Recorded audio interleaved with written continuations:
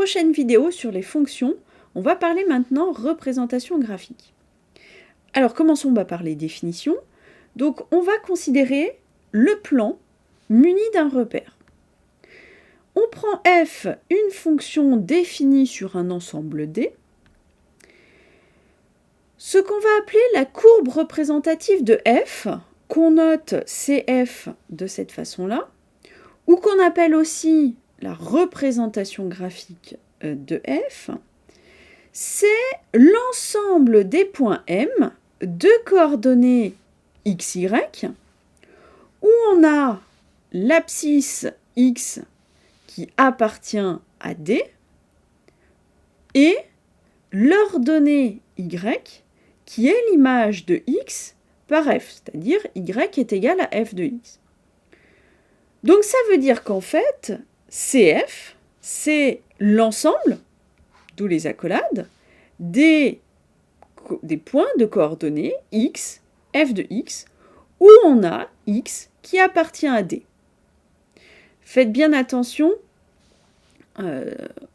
parfois, dans certains cas particuliers, par exemple les droites, on a tendance à écrire, en tout cas certains ont tendance à écrire, D égale, et puis mettre l'équation ou mettre le f de x. Non, ça n'a rien à voir.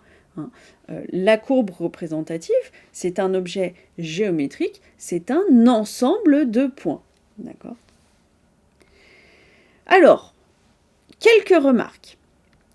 Tout d'abord, on dit que la courbe représentative de f a pour équation y égale f de x. On verra dans une prochaine vidéo le cas, par exemple, des droites et des fonctions affines. Effectivement, on va parler d'équation de la droite qui va correspondre à ce y égale f de x. Bon, à ne pas confondre d'ailleurs avec la droite. L'équation de la droite, c'est pas tout à fait la même chose que la droite et c'est pas tout à fait la même chose non plus que la fonction. Deuxième remarque, toutes les courbes tracées dans un repère ne sont pas forcément des courbes représentatives d'une fonction. Notamment, tout élément de l'ensemble de définition doit avoir une unique image. Donc, par exemple, si j'ai un segment de droite vertical, eh bien, ça veut dire qu'un seul x a plusieurs, voire une infinité d'images, donc ça ne peut pas être la courbe représentative d'une fonction. Et troisième remarque, pour déterminer si un point dont on connaît les coordonnées appartient à la courbe représentative d'une fonction, il suffit de calculer l'image de son abscisse, donc de calculer le f de x si vous voulez, et de le comparer à son ordonnée. En gros, on regarde est-ce que y c'est un f de x ou pas. Allez, quelques exemples. Prenons f, qui est la fonction qui a x associe 3x plus 2, qui est définie sur tout R. Eh bien, je peux faire sa représentation graphique. Ça va être cette droite-là. Si je prends maintenant g, qui a x associe x plus 2 fois 3x moins 1, je peux faire sa représentation graphique. Je trouve cette parabole ici. Si je prends h qui a x associe x cube plus 4x carré plus 2x, eh bien sa représentation graphique c'est cette courbe-là. Et puis si je prends m qui a x associe 5x plus 4 sur 3x plus 1, que je la trace, je trouve cette hyperbole ici.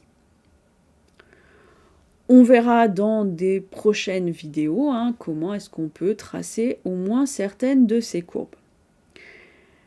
Dernier point, je peux calculer m de 3 par exemple. Donc m de 3, je remplace tous mes x par 3 dans la formule. Je trouve du coup 19 sur 10. Ça veut donc dire que le point de coordonnées 3, 19 sur 10, c'est un point de la courbe représentative de M, donc de CM, et effectivement, je peux vérifier, oui, mon point de coordonnées 3, 19 sur 10 est bien un point de la courbe.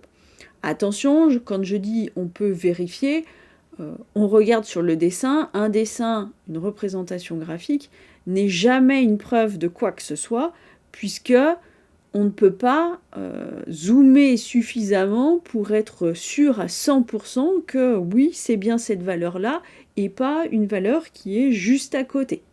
Hein, mais juste à côté, au sens tout petit du terme. Voilà qui conclut cette vidéo.